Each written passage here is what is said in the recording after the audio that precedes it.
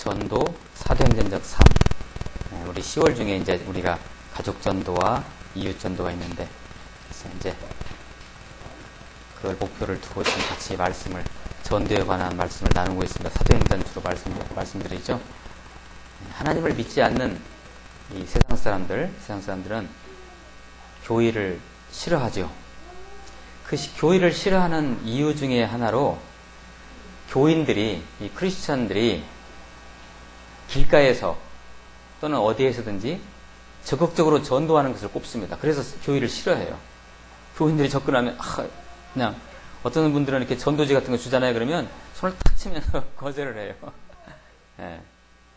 싫어해요. 되게 싫어해요. 전도하는 거. 왜 이렇게 싫어할까요, 그들이? 아무래도 제가 이렇게 생각해 보니까 종교의 자유가 있는데 뭐 상대방에게 자기의 종교를 왜 강요하느냐, 그런 생각이 있는 것 같고요. 또 한 가지는 당신네들 그렇게 길거리에 서가지고 띠두르고 예수 믿으라고 하는데 당신네들 교회 숫자 늘리려고 호객 행위하는 거 아니냐, 싫다 이거예요. 과연 그럴까요? 근데 왜 교인은 전도를 해야 될까요?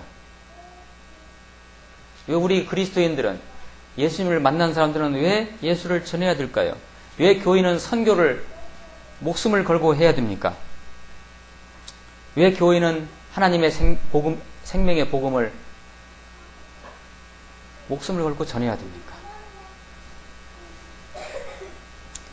조금 약간 부정적인 얘기긴 하지만 개신교 장로교 목사로서의 제가 양심을 가지고 말씀을 드리면, 교회 중에는 왜 전도를 하는지 근본적인 그 이유를 모른 채 말로는 예수님을 믿으세요라고 전하지만 그야말로 어떤 물량주의, 자기 교회의 숫자를 채우기 위해서 전도하는 교회도 없지 않아 있을지도 모릅니다.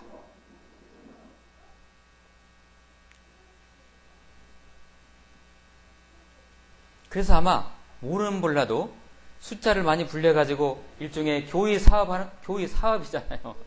교회 사업을 좀 원활하게 하려고 하는 그런 의도를 가지고 전도하는 교회가 있을 수도 있습니다. 네. 우리 교회는 어때요? 전도 않잖아요. 전도 않는 게 아니죠. 이 가슴속에서는 아주 불을 품고 있죠. 그러나 무슨 성도 한 명을 데려오고 숫자를 불리고 그러한 마음은 우리 무두교회는 전혀 없습니다. 예수님의 마음이 그렇지 않기 때문입니다. 설령 우리 예수님 다시 오시는 그날까지 지금 이 숫자로 그냥 가더라도 저 괜찮습니다. 그것이 하나님이 원하시는 일이라면 그렇게 하는 것이죠. 그 대신에 이제 우리 성도님들 안에 있는 교회가, 여러분 각자에 있는 게 다 교회잖아요. 그 교회가 탄탄하게 서가는 것도 전도요, 선교니까요.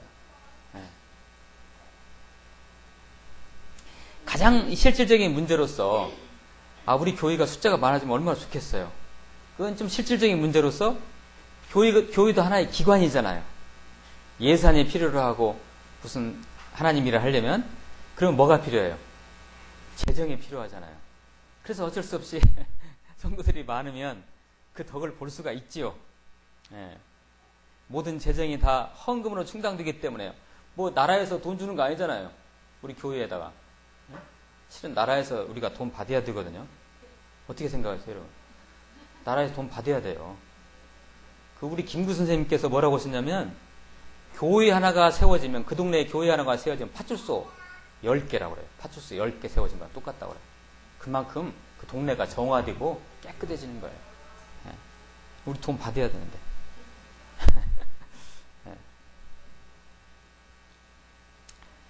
그렇죠. 그래서 이제 그 교회의 세를 불리기 위해서, 숫자를 채우기 위해서 가시적으로 이렇게 전도하는 것 같지만, 그런데 가시적으로는 그게 맞아요.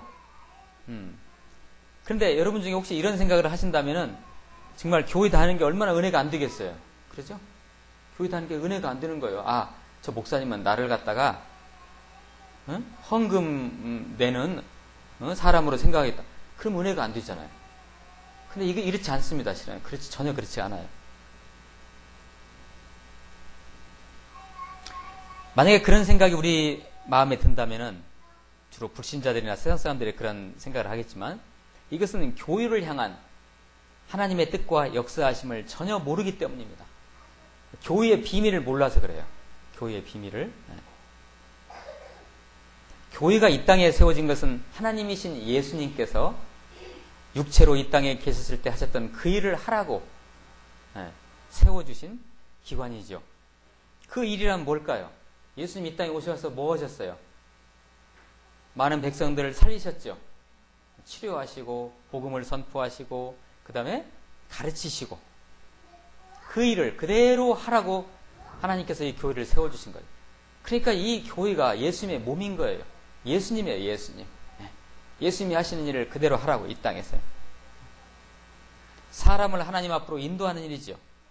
그러한 견지에서 무형, 유형의 교회는 다시 말씀드리지만 예수님의 몸이고 하나님의 전입니다. 그러므로 우리가 볼 때는 그냥 사람 모임 같지만 이 교회를 무시하거나 이 교회를 폄하하거나 이 교회를 어떻게 하면 그건 하나님의 응징을 받습니다. 그 사람은. 분명합니다. 이것은.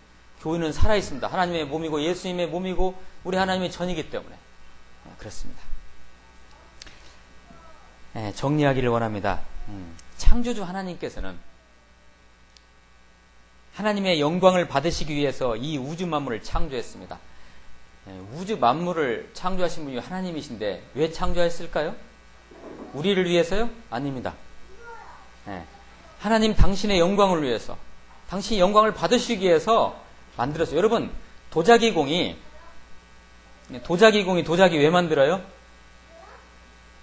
도자기 좋으라고 만들어요? 그거 똑같은 거죠. 도자기공이 도자기 좋으라고 이렇게 만들어요. 그래가지고 도자기야 너 좋지 이렇게 만들어요. 그래 않죠. 도자기공은 도자기 만들면 자기가 즐거움을 느끼잖아요. 마찬가지죠. 우주 만물을 하나님이 창조하시면서 당신이 영광 받으신 거예요. 그 중에서도 많은 피조물들을 하나님이 만드셨잖아요. 그 중에 인간.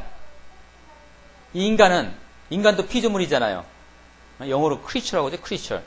creature라고 하는데 이 인간도 피조물인데 이 인간이라는 피조물은 좀 특별한 피조물이에요. 피조물로서 하나님과 구분되는 존재이긴 하지만 피조물을 대표해서 하나님과 교통하는 유일한 존재예요. 그래서 하나님은 인간을 통해서 더 영광 받으시기를 원하시는 거죠. 그 인간이 우리가 오늘 이렇게 모여가지고 예배를 하잖아요. 하나님은 너무 기뻐하십니다. 그게 당신이 영광 받으시는 거예요. 준혁이 준우가 저렇게 비록 이렇게 놀고 있으면서지만 이거 예배하는 거잖아요. 그런데 이거 기쁘게 받으시는 거예요. 하나님이 이 순간에 영광 받으시는 거죠. 이게 예배죠, 바로. 하나님은 인간을 그렇게 만드셨어요. 그래서 창세기에 그렇게 나오잖아요. 하나님이 사람을 만드시고 다 모든 피조물을 만들 때 하나님이 좋았더라 하다가 인간을 만들 때 심히 좋아하셨죠. 아주 좋아하신 거예요. 유일한 당신을 향한 영광을 돌리는 피조물이기 때문에 그 영광을 받으시고 싶어서 가지고 너무 좋아하셨던 거죠. 그런데 문제는 인간은 마귀의 꾀임으로 하나님을 대적하여 마귀의 자식들이 되어버렸어요. 누가? 아담과 하와가, 우리 조상들이. 그래서 자연 출생법으로 태어난 모든 인간은 죄를 가지고 태어나게 되어 있어요. 그 아담과 하와가 하나님께 대적했던 그때 그 죄의 DNA가 모든 인간들에게 다 그냥 전달이 됩니다. 태어나면 다 마귀의 자식이에요. 무조건.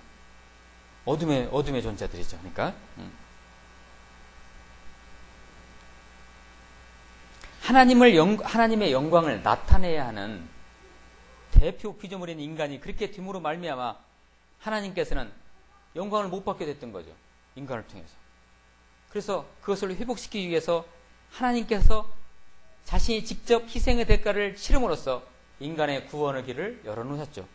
그게 뭡니까? 여러분 잘 아시듯이 하나님이신 그분이 인간의 몸으로 오셔가지고 인간의 죄를 대신해서 죽으셨죠. 그분이 바로 예수 그리스도이시죠. 그러므로 예수님께서 이 땅에 오셔가지고 희생제물이 됐다는 그 자체도 십자가에 달리신 것은 믿지 않는 사람들은, 로마 병정들은 너 저주받은 인간이다, 유대인의 왕이여 그랬지만 실은 그게 저주입니까? 예수님이 십자가에 돌아가시면 뭐예요? 하나님이 영광 받으시고 예수 그리스도께서 당신의 영광을 다시 찾는 그런 순간이죠. 그러죠? 모든 인류가 하나님 앞으로 돌아오는 길이니까.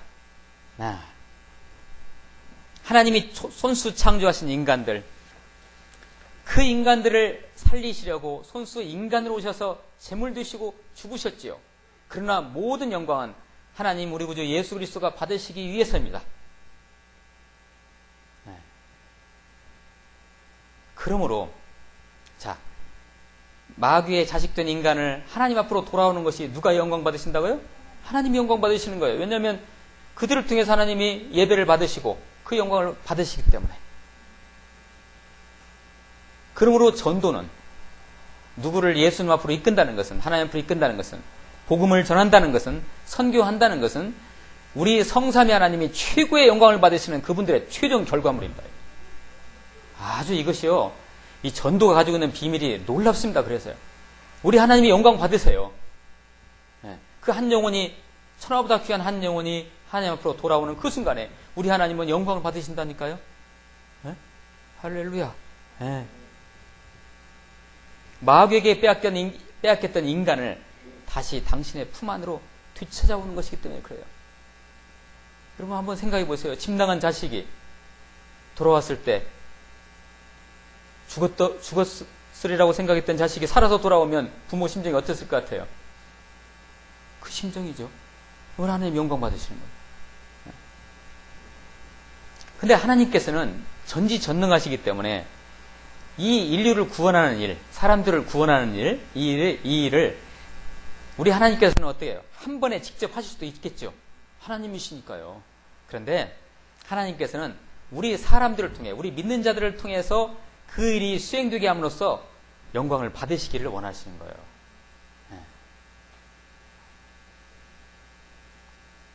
그래서 각 시대마다 그 하나님의 영을 사람에게 부어주셔가지고 하나님께서 이 땅에서 수행하셨을 그 일을 맡겨주시는 거죠. 하나님이 다 인류를 구원할 수 있지만 그렇게 안 하시고 사람들에게 맡기심으로써 그분들이, 그 사람들이 그 영혼을 갖다 구원해 오므로써 하나님이 그걸 통해서 영광을 받으시기를 원하시는 거예요. 그게 바로 전도죠. 그게 바로 선교죠.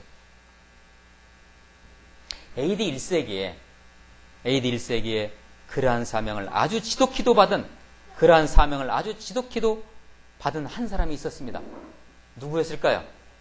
바로 사도 바울이었습니다. 오늘 말씀에 나온 주인공 사도 바울입니다.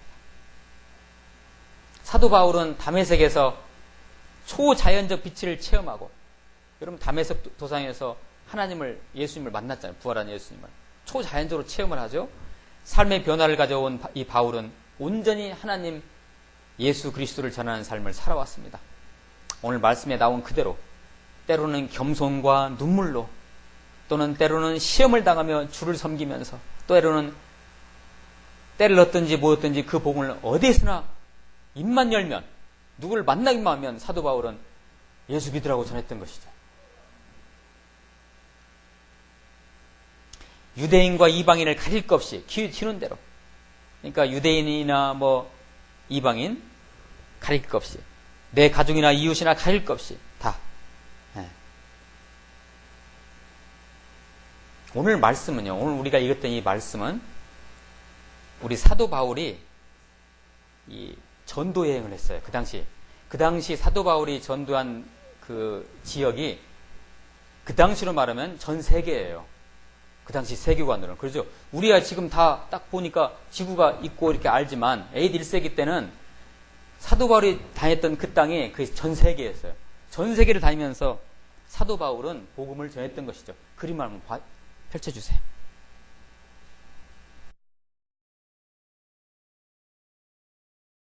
자, 사도 바울의 제1차 선교여행 돼 있죠? 자, 여기서 이 수리아 안디옥이라는, 잘 안 보이시죠? 글씨가.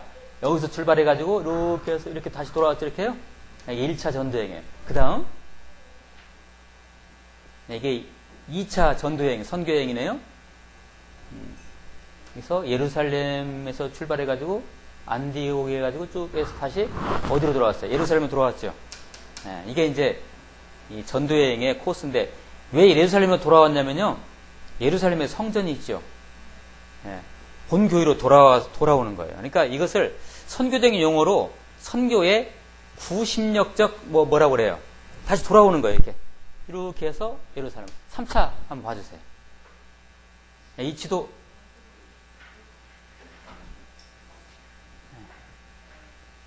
좀 약간 흐리긴 한데 바울의 제3차 전도여행과 로마 여행 돼 있죠. 역시 여기 예루살렘으로 다시 돌아오죠. 이렇게 이쪽으로요. 네, 쭉 돌아와서 이렇게 이게 그때 당시에 전 세계예요. 바울이 본 이게 전 세계를 다 돌아다닌 거예요. 그리고 나중에 이제 저기 로마 여기 이 지도에는 안 나와 있죠 지금. 네. 여기 예루살렘을 갔다가 다시 로마 가는데 오늘 말씀은 어느 부분이냐면요. 여기 에베소 밑에 밀레도 있죠. 잘 안 보이죠? 밀레도. 이 밀레도 부분에서 위가 바로 에베소인데 여기서 이렇게 오는 도중에 바로 이 길목에서의 내용이에요. 제3차 전도에. 예루살렘으로 돌아오는 길이에요. 아시겠죠? 사도 바울은 에베소, 지금의 터키 땅이죠. 에베소에서 2년 동안 정착을 해서 복음을 전했어요. 거기서 제자가 양육이 됐어요. 탄탄한 제자가 양육이 됐는데 이제 예루살렘으로 돌아오는 그 길목 속에서 밀레도라는 곳에서 밀레도로 이렇게 오다가 사도 바울이 옛날에 자기가 양육했던 제자들이 생각났던 거예요. 그래서 그 제자들을 내가 밀레도에 있으니까 너희들 잠깐 나를 보러 와라. 그래서 에베소에 있는 제자들이 쉽게 말해서 바울을 만나러 밀레도로 와요. 그때 전한 이 말씀에 그 대화 내용이에요. 이게 말하자면 예언의 은사가 있죠. 바울이 앞일을 하나님께서 은사를 줘서 앞일을 다 알아요. 예언의 은사가 있는 바울은 자기가 예루살렘에 가게 되면 분명히 결박과 환란이 있고 죽음의 길이라는 걸 알아요. 오늘 말씀 같이 한번 읽어보실까요? 오늘 말씀 24절 25절 같이 한번 읽어보십니다. 24절 25절 24절 25절 네, 시작. 내가 달려갈 길과 주 예수께 받은 사명 곧 하나님의 은혜의 복음을 증언하는 일을 마치자라면은 나의 생명조차 조금도 귀한 것으로 여기지 아니하노라. 보라 내가 여러분 중에 왕래하며 하나님의 나라를 전파하였으나 이제는 여러분이 다 내 얼굴을 다시 보지 못할 줄 아노라. 예, 유언이죠. 네, 이거 유언입니다. 이거 유언이잖아요. 그러니까 에베소의 제자들이 아니 목사님 이게 무슨 말이에요? 이게 무슨 말이에요? 그들이 그러면 예루살렘 가지 마라고 그래요. 거기서 이제 우리 오늘 본문에 나오지 않았지만 그 에베소 제자들이 그럼 예루살렘 가지 마야죠. 사시해야 할 거 아닙니까? 그랬더니 근데 이것은 왜 그러냐면요. 성령께서 하나님의 영인 성령께서 바울을 그렇게 급히 그쪽으로 몰고 가는 거예요. 자, 제가 사도행전 19장 21절 말씀을 읽어드릴게요. 옛날에 에베소에서 바울이 그들에게 복음을 전할 때 이렇게 얘기했어요. 이 일이 있은 후에 바울이 마게도냐와 아가야를 거쳐 예루살렘에 가기로 작정하여 예루살렘에 가기로 돼 있잖아요. 지금 작정하여 이르되 내가 거기 갔다가 후에 로마도 보아야 하리라 하고 이렇게 이미 그때 예언을 했어요. 이게 성령께서 사도 바울에게 예루살렘을 가게 해가지고 어디로 가게 하는 게 결국 로마로 가게 하는 것이 하나님의 코스라는 거죠. 이게 하나님이 인도하시기 때문에 성령께서 인도하시기 때문에 어쩔 수 없이 가야 된다는 것입니다. 제가 일전에 알고 있었던 어떤 선교사님 하나를 알고 있어요. 그분은 제 이름도 잊어버렸네요. 죄송한데 예멘이라고 아시죠? 거기 무슬림이 아주 그냥 요새 IS에서 이렇게 목 자르잖아요. 그런 사람들이 제일 많은 곳이 또 예멘이에요. 예. 예멘으로 선교사로 가기로 작정한 어떤 사람이 예멘의 지도만 봐도 눈물이 나고 그렇게 좋다는 거예요. 속으로 제가 그랬어요. 당신도 미쳤구만. 왜 그래요? 예멘의 예자만 나와도 그냥 좋다는 거예요. 그리고 거기에 있는 백성들이 너무 막 보고 싶어가지고 빨리 가고 싶다는 거예요. 그 예멘 땅에. 마치 사도 바울도 그런 마음인 거예요. 성령께서 예루살렘에 분명 가면 죽으러 가는 길인데, 그렇지만 성령께서 그렇게 이끄시니까 그냥 가는 거예요. 이게 전도자의 이게 운명인 거예요.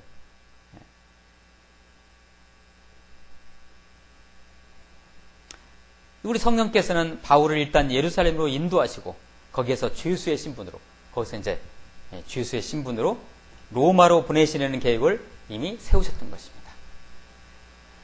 바울이 로마로 들어갔다는 것은요, 바울이 로마에서 복음을 전했다는 것은 우리와 우리의 지금 상황과 무관하지 않습니다. 제가 간단히 설명해 드릴게요. 바울이 로마에서 복음을 전합니다. 로마가 결국은 복음화되고 AD 313년에 그리스도 이 기독교를 이 콘스탄티노플 대제가 공인하죠. 그래서 로마의 국교가 나중에 뭐가 돼요? 기독교가 되잖아요. 그 복음이 나중에 스페인, 포르투갈로 갑니다. 그 복음이 나중에 어디로 가면 영국으로 갑니다. 그 복음이 나중에 어디로 가면 미국으로 갑니다. 그 미국에 있는 복음이 어디로 왔어요? 우리나라로 왔어요. 이렇게 된 거예요. 사도 바울이 말이죠. 로마에서 복음을 전하는 그 모든 맥이 결국 우리 대한민국 사람들이 오늘 믿게 된 것과 전혀 무관하지 않습니다. 놀라운 일이죠. 하나님의 일하심입니다. 이것이 바로. 나머지 세세한 얘기는 나중에 혹시 기회가 되면 나누기로 하고요. 자, 오늘 전도자로서의 이 바울이 아주 자신있게, 그런데 이 에베소 제자들에게 하는 얘기가 있습니다. 오늘 이제 말씀의 이게 결론이거든요. 에베소 제자들에게 사도 바울이 자신있게 하는 말씀, 오늘 26절, 27절 말씀 같이 한번 읽어보실까요? 26절, 27절 말씀. 시작.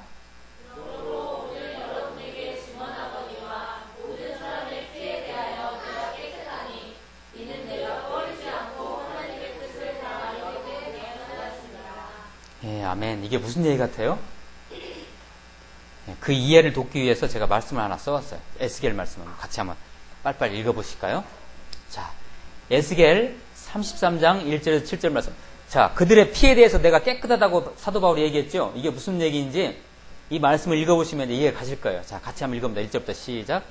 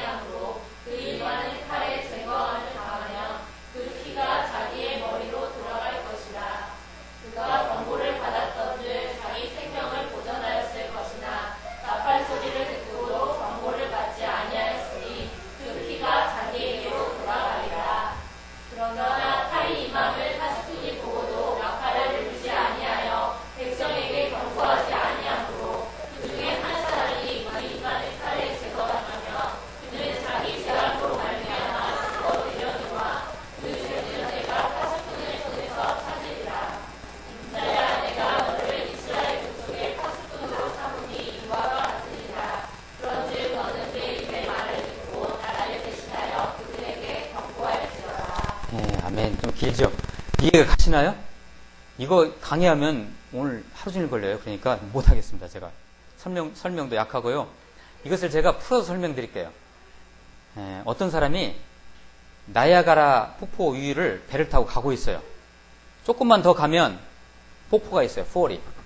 그러면 계속 가다 보면 이 사람 어떻게 돼요? 떨어져 죽죠? 내가 봤어요. 내가 봤는데 거기에서 거기 나룻배에 있는 아저씨요, 당장 쓰시오. 당신이 쓰지 못하면 떨어져 죽습니다. 라는 말을 내가 해줬어요. 그러면 그 사람이 나중에 떨어져 죽으면 내 책임 아니에요. 그런데 보고도, 분명히 그걸 보고도 내가 말을 안 했어요. 그러면 그 피값을 내가 책임져요. 그 생명의 값을. 안 그래요? 그 얘기예요, 이게요. 파수꾼이 죽으면요, 그 군대 다 죽습니다. 적이 오면 분명히 나팔 불어가지고 야 적들이 온다라고 알려줘야 할 거 아니에요. 전도라는 건 이런 것이다, 이런 얘기예요. 분명 응당 전해야 할 상황에서 전하지 못하면 그 핏값을 하나님이 누구에서 찾아요? 말하지 않은 내가 전도를 하지 않은, 내가 예수를 증거하지 않은 나에게서 하나님이 찾는다는 얘기입니다. 그러나 사도 바울은 그런 일이 하나도 없었다는 거예요. 전도자로서의 사도 바울은 지금 자신 있게 얘기하죠. 내가 너희들의 핏값에서 깨끗하다 나는. 내가 전할 거 다 전했다. 어떤 기회가 왔을 때 분명히 나는 예수를 너희들한테 전했다. 라는 것을 얘기하는 겁니다. 사랑하는 우리 무디교회 동역자 지체 여러분.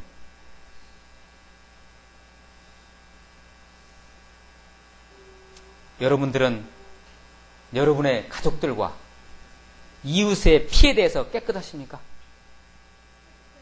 만약에 여러분 가족 중에 아직 예수를 모른 채 있다가 어떤 분이 오늘이라도 돌아가신다면 예수님이 그분에 대한 지옥으로 가시는 그 핏값에 대해서 여러분에게 물어보시면 어떻게 하실래요?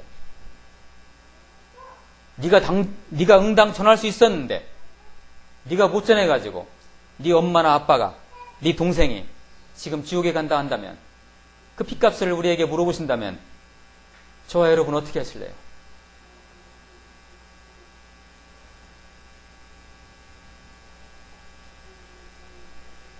지금 이 순간 여러분의 가족들과 이웃의 피에 대하여 깨끗하지 떳떳하지 못한 어떤 사람이 그 대상이 있다면 떠올리시면서 기도하시기 바랍니다. 저와 여러분이 그분들에게 복음을 전하는 그 순간에 우리 하나님이 영광 중에 임하시고 우리 예수님께서 영광 받으실 것입니다. 그리고 성령 하나님께서 그 영광의 열매를 거두실 것입니다. 기도하시겠습니다.